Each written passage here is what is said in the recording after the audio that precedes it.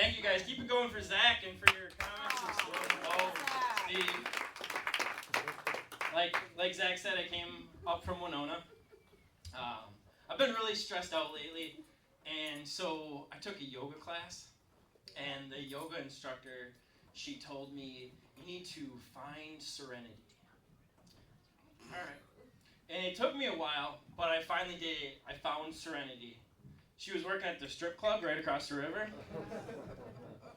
Yeah, lovely gal.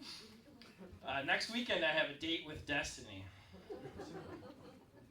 I did that joke and I recorded it and I put it on my social media. And it was on there for a long time. And then just a few weeks ago, I noticed that someone commented on it and shared it to their page.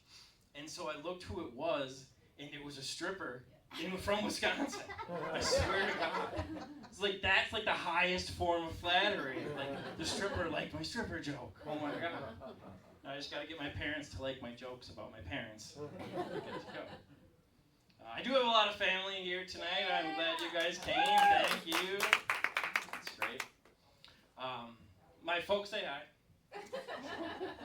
They are home. They're celebrating their 45th wedding anniversary next month. 45 years, yeah. Been together forever. And so they've always been kind of reliant on each other. They met when they were in high school, when they were 16 and 15. So they've always been real reliant on each other.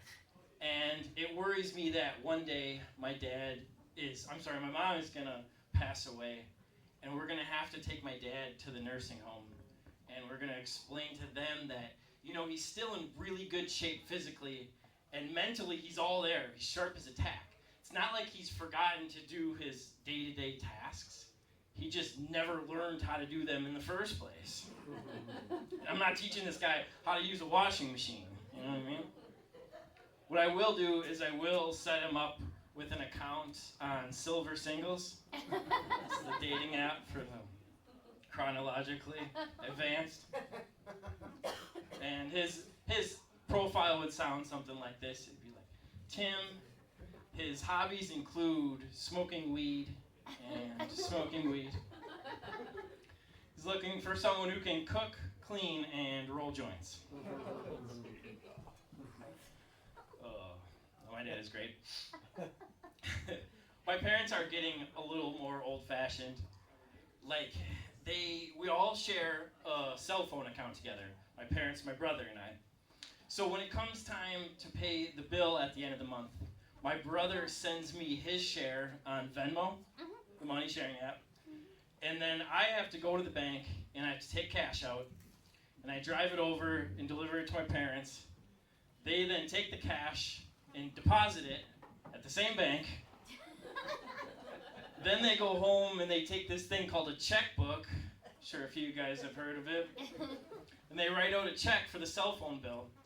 And then this guy comes to pick it up on horseback. It's quite the process. And I said, Mom, Dad, why don't we just set you guys up with a Venmo account, and Jack and I can both send you our share of the cell phone bill, and then you can go right on your phone and you can pay it right there. My mom said, thought about it. She's like, no, it's easier this way. Easier for who? When I was a little kid, if I would say something that really pissed my mom off, if I knew she was real mad at me, I would try and smooth things over. And I would say, I'm sorry, Mom. I love you. And this is what she would say back to me. She would say, I love you too. I just don't like you very much right now. Yeah, that's why I'm up here doing this. I'm planning on telling them the same thing when I drop them off at the nursing home, though. I still love you guys. You're just not that nice to be around anymore. I have a younger brother, Jack, and when we were kids, Jack and I, we used to love to go grocery shopping with my mom. And one of our favorite things to do was pick out new cereal, breakfast cereal. And then we'd get home and it would be time for breakfast and we'd be all excited. And my dad would step in and he would be like, whoa, whoa, whoa. You guys can't open the new cereal until the old cereal is gone. Can't have a bunch of half boxes of cereal laying around, right? A lot of the parents in the audience are just shaking their heads. Get to your point. So we used to call my dad the serial killer. Well, my dad called me a couple weeks ago, and he's like, "Hey, Andy, I need to get some more weed from you." Normal stuff. Normal father-son relationship. And I said, "Yeah, no problem, Dad. I still have some of the same stuff that you got from me last time."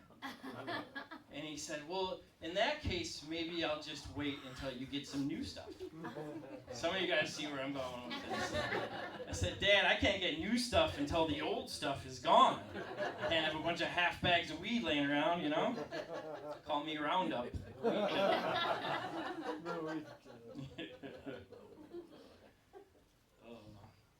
But yeah, my parents just got back from Italy a couple of weeks ago, and they were telling me, they're like, "Oh, we went to the beach, and the people there are so beautiful, and the accents, oh, so nice." And I was just wondering if tourists ever come here and say that about us. Like, "Oh, we went to Minnehaha Falls today. The people there are so beautiful, and the accents, mwah." Kind of doubt it. But speaking of parents, the Menendez brothers have been in the news a lot lately. Yeah, I took a turn with that one. But yeah, if you guys aren't familiar, back in the late 80s, the Menendez brothers, they murdered their parents. And then they took their inheritance and they went on a spending spree and they bought Mercedes-Benz and front row tickets to the Knicks at Madison Square Garden. Well, it just got me thinking that if Jack and I, if we took out our mom and dad, we might be able to afford like Geo Metros and tickets to the Mountain View Mustangs if we're lucky. So I think they're pretty safe.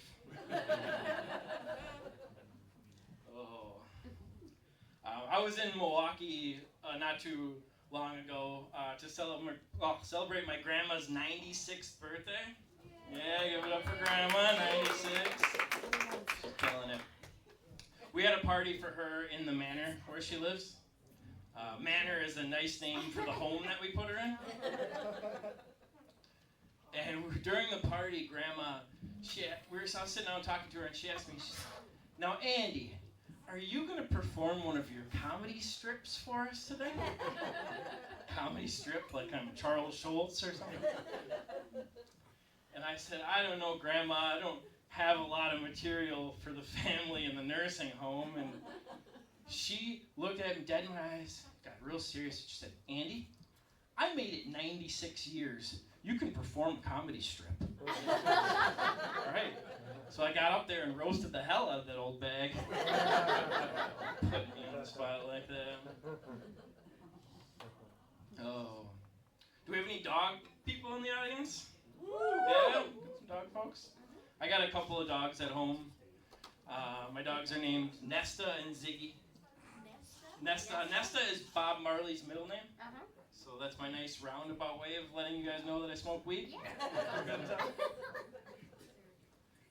But it's legal now in Minnesota. Zach was talking about that, yeah. We don't have a lot of stores in Winona anyway. They're just opening up. So I still buy my weed from the same drug dealer I have been since high school. He's just gotten much less paranoid about the whole situation. Like, he doesn't even come inside anymore. He'll just pull up in the driveway or leave it on the front step like a DoorDash. So according to my drug dealer, he says it's still technically illegal for him to sell me weed, but he can gift it to me, and then I can give him a donation. And so he'll pull up and he'll be like, "Hey man, here's your gift. Now you give me a donation, or I'll break your fucking legs." So yeah, not a lot has changed. One of the nice things about weed is it's been the same price for years, or since I've been in high school. If anything, it's gotten cheaper.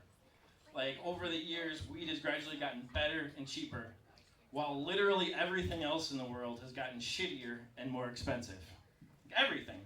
cars, houses, spouses, everything. I'm not married, so I can say that. Oh, like just last week, I paid $70 for a bag of dog food for my dogs. $70. I know. And I paid $35 for a bag of Alaskan Thunderfuck for me. So.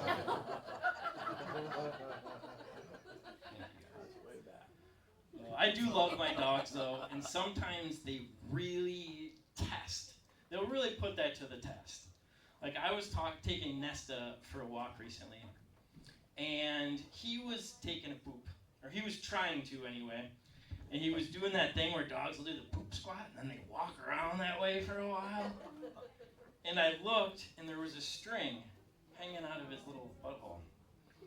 So yeah, I really weighed out my options at that point. And then I just grabbed on, and I started pulling. And it kept coming, and finally got a little bit tighter and came popping out of there like a cork out of a wine bottle. Yeah, so of course Nesta's relieved, and he takes off running, leaving me hanging onto this dangling piece of dog shit covered stuffed animal that I paid $25 for on Amazon 2 weeks ago. Yeah, I love my dogs. I put in dog doors in my house so the dogs can go out into the fenced-in yard by themselves. And it works really nice. It's so convenient. But it does have a downside. Like just a couple months ago, I was getting ready for work, and I came out into the living room, and Nesta was laying on the middle of the living room floor, and he had something laying next to him, and at first I thought it was one of his stuffed animal toys. I kind of stopped and did a double take, and there was a half-dead rabbit laying right in the middle of my living room rug. I know, I was pissed because I ended up having to kill it and throw it in the trash can. I know, I'm going to miss that dog.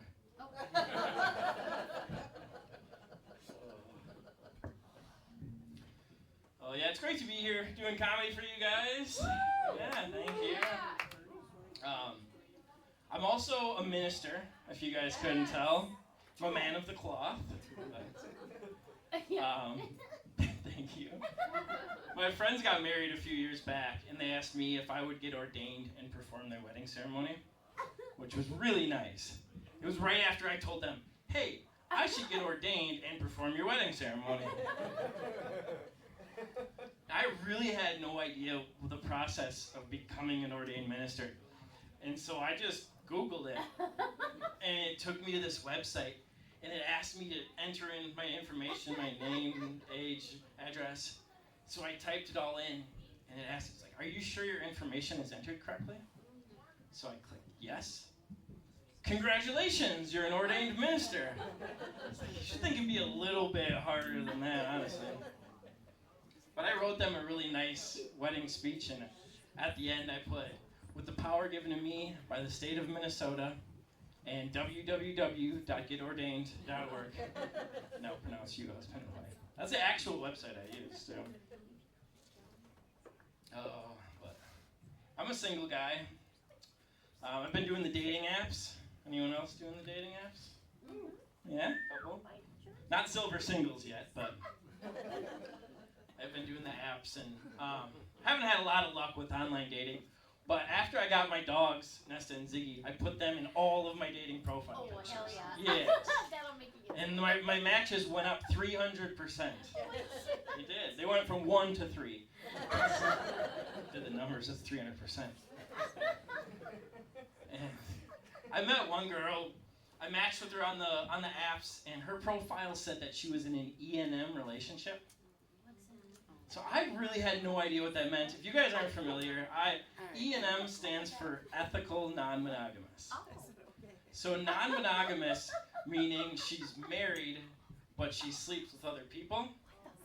And ethical is a word they put in front to make themselves feel better about it. But I don't know, I guess I'm just a little old-fashioned. Like, I guess I'm just looking for, a traditional relationship where we could just cheat on our husband behind his back. Make me feel much better about things. I'll leave you guys with this, but I was doing a comedy show in Rochester not too long ago, and before the show, the host had a camera set up backstage, and he said, hey, I'm doing free headshots for all the comics. And so I thought, oh, great, I'll take advantage. So I went back there, and he asked me, he's like, have you ever done these before? I said, oh yeah, I know the drill. So I stood there, and I faced the camera and got my picture taken. And then I turned to the right, turned back to the left. Those are the ones that I had done before. He was really confused when I bent over and started coughing. And I looked, and there was a string hanging out of my asshole.